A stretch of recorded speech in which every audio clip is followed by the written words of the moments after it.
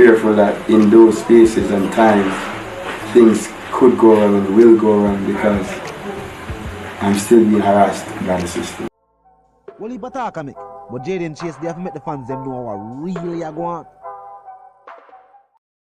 Up move nation! Now welcome to the channel. Your man JAYDEN Chase. Another one that we're going to bring on another reasoning on the topic of current affairs. So if you're new to the channel, just a pass through, but want to find the reasoning insightful, well, I'm suggesting to you that you click the subscribe icon and then put a like on the video. Now let's get right into the reasoning. Now nation, it has been confirmed.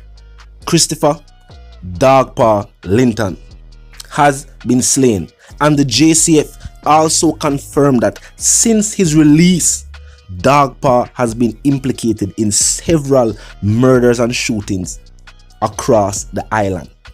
Now we have all heard the saying of old dogs and new tricks. Now Linton was fatally shot during a confrontation with police in Elliston Flats in St. Andrew.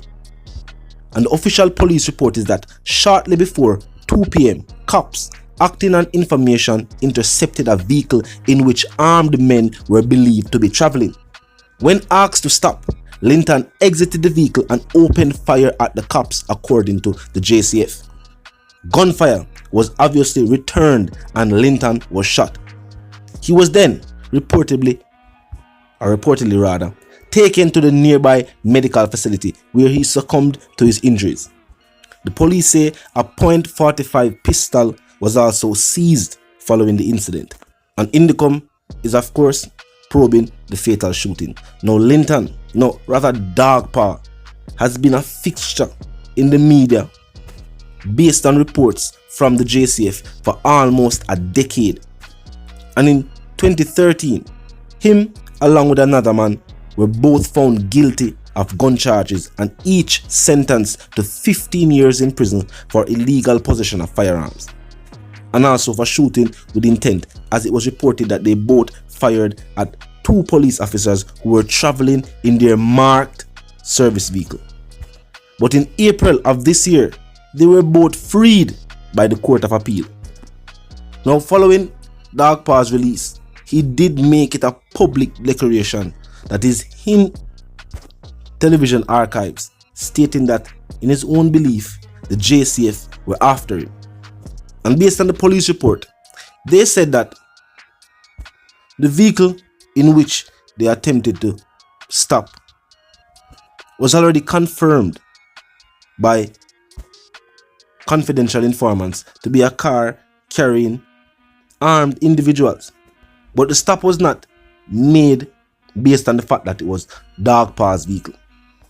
So the JCF has definitely pointed that out, that the stop was based on the information given to officers in the area that armed men were traveling in this particular motor vehicle. And as I stated in a recent video, Central Kingston has been cited as one of the police divisions with a high spike in the crime rate, with the MP for the division going as far as to say that some of the gang crime taking place in the area is politically connected. Donovan Williams definitely put that out there and made a public address to Parliament. Now the cops have also pointed to the fact that since Dogpaw's release in April, his name has been called and he has been implicated in several murders, and that is the taking of a life and shootings. However, there was not enough concrete evidence for them to issue an arrest warrant. During the time of the incident, Dogpaw was not wanted by the JCF.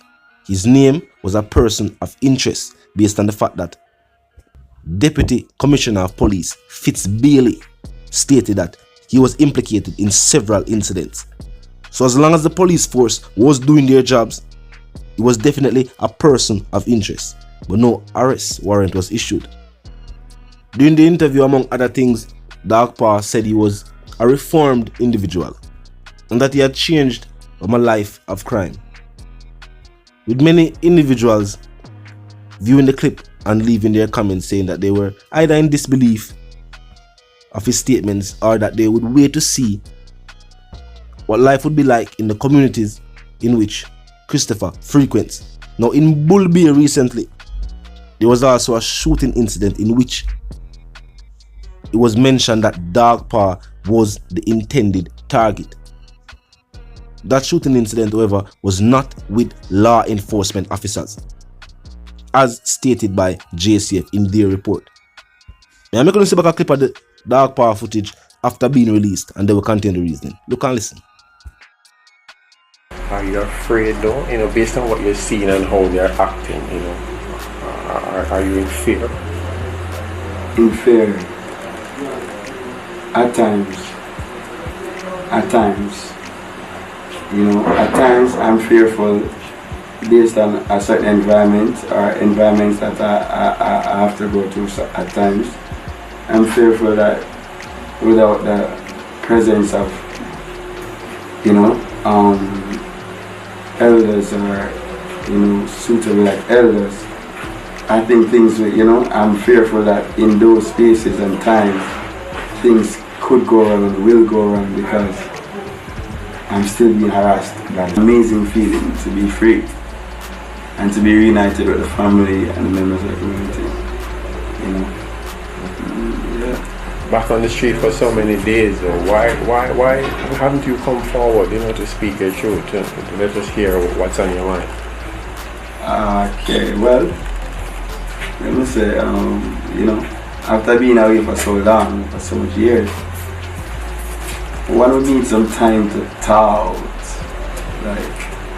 to feel back the energy, to get back mixed with society, to get that feeling back. Well, finally we are here now, so yeah. Any form of anger, when you sit and look back, so many years out of your life, spent behind bars, any form of frustration? Well, frustration. It was a frustrating time of my life, yes. Most frustrating part of my life, But we are here today. We're still focused. We're still mentally firm. So I just say it's a part of life and it's an experience one would never want to encounter again. But we're here, we've learned from it. We're here to paint a better picture as we go forward in life. So where do you go from here? From here, I think I start by making the right decisions, motivating the youths, in the right future. In the past, do you think you were misunderstood? The police, we have heard reports that they would have gone out to paint a bad picture of you. Why do you think that is so? Well, I can't say specifically, but let me just say that I told you I was like you. How so? We spoke on the interview, the first interview, and I told you I was an innocent man. I told you I was wrongfully accused. But it speaks for itself. The justice, I must applaud the justice system for the tremendous work in getting it right.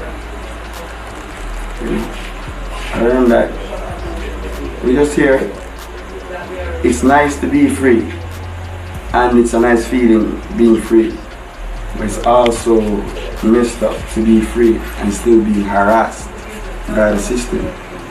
When you say harassed, talk to me about that. Harassment comes on like whichever car they know that affiliates, whichever car that attaches to us, like the vehicles that we are attached to, that I'm attached to, they normally gets pulled over more than once, a lot of times now since I'm home, even with the kids in the vehicle, especially a vehicle that they seize that is being occupied by my baby mother.